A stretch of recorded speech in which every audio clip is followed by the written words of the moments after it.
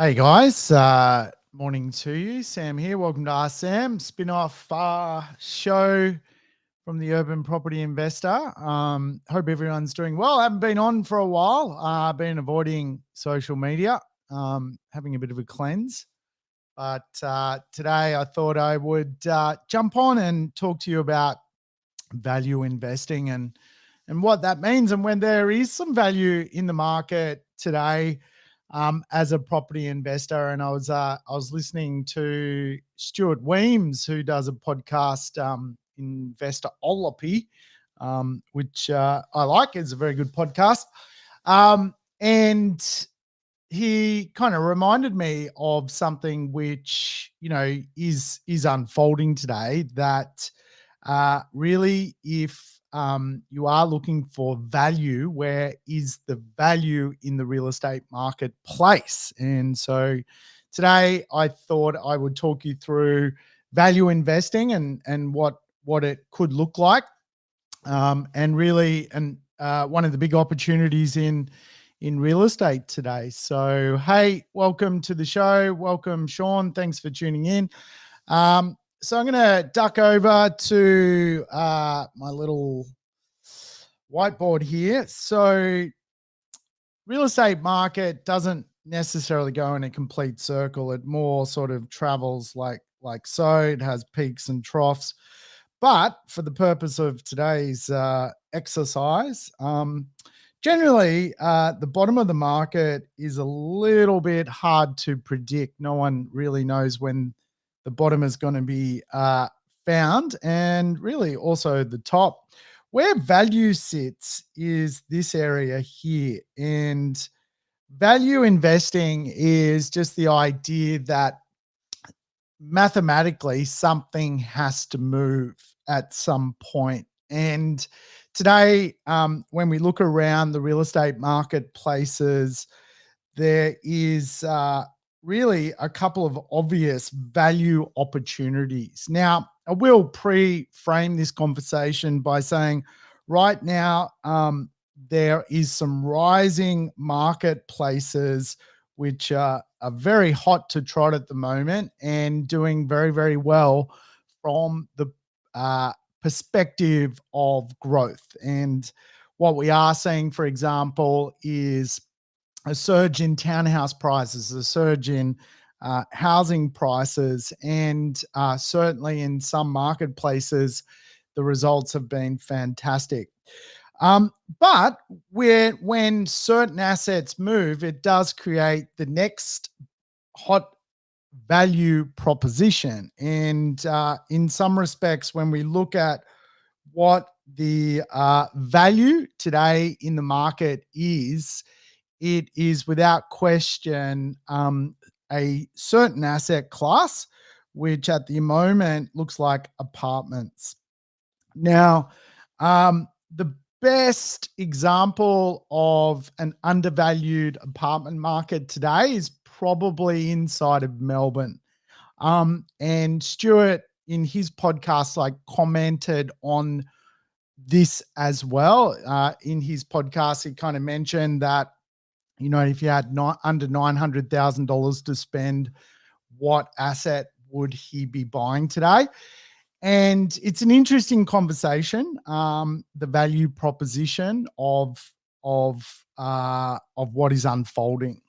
So the first reason why the value, I guess, of Melbourne apartments will go up is the proposition of mean reversion. So basically, all that means is, how long has there been low growth? And obviously, the longer there is low growth, eventually it corrects itself. And we call that mean reversion. And one of the biggest problems for property investors is waiting for mean reversion, like basically going long enough so that you get the catapult effect of growth. Because quite often what happens in real estate, growth will come over sort of 18, 24 months, and then it'll be quite stagnant. So Mean reversion is an interesting one because technically speaking, for the last 10 years, there has been low growth. Now, I've done a fair few apartment deals in Melbourne. I got back into Melbourne in 2017 because of mean reversion. Between 2008 and 2017, I never touched the apartment space in Melbourne. There's a few reasons why, but because of mean reversion, the value proposition is very, very strong. Now, some deals that I put together have gone up, which is fantastic. That is great. Like there's growth already in some of the deals I've put together, but the big levels of growth really relate to the concept of mean reversion.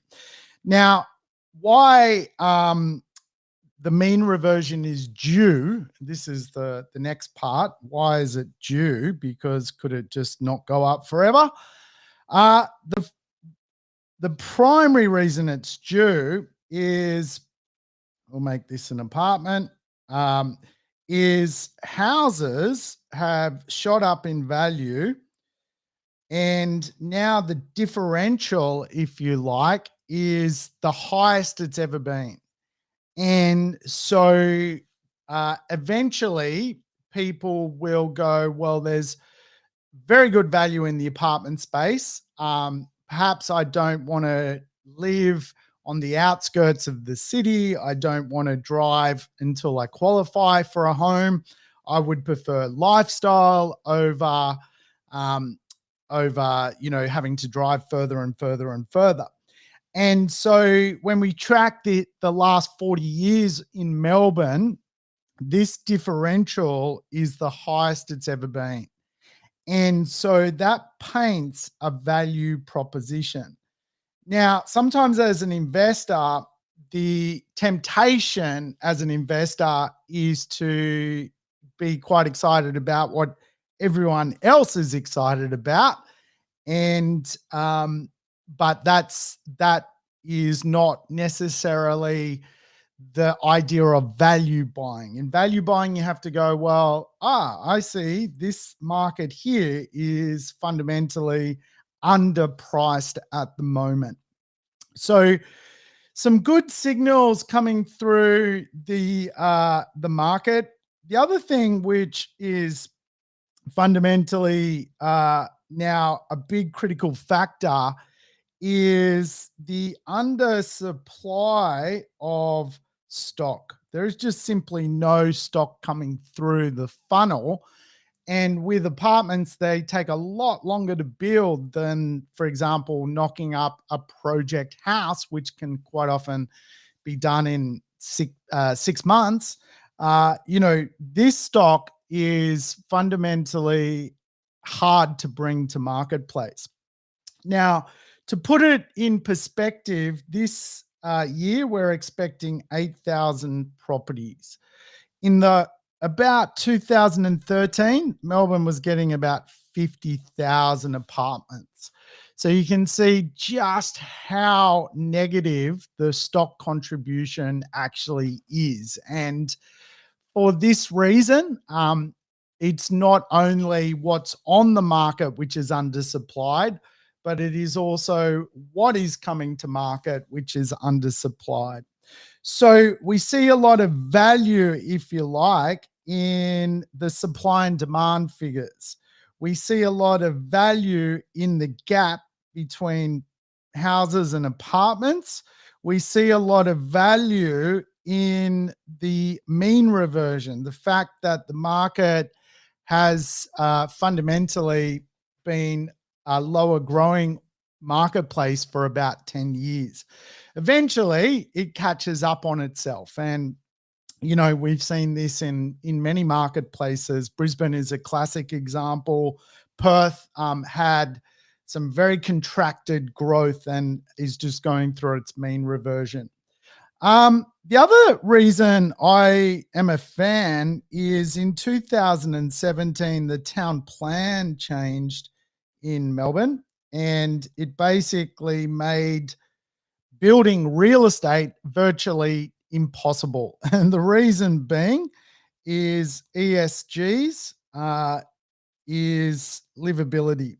So today, to build a property in Melbourne, you have to have a better design standard. And though government is quite often, trying to create a better world by often creating harder obstacles for things to be created, um, the less stock can come through the funnel. And really, what I'm a big fan of is probably a couple of eras in the Melbourne apartment market. You could go back to the sort of Art Deco period.